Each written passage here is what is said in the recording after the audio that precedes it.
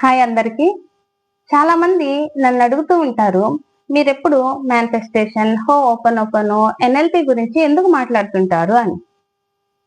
నిజానికి ఒకప్పుడు నేను ఎన్నెన్నో ప్రశ్నలు, సందేహాలు, జీవితంలో పాజిటివ్ గా చేంజ్ వస్తుందా లేదా అని ఎదురు చూసే వ్యక్తిని నేను.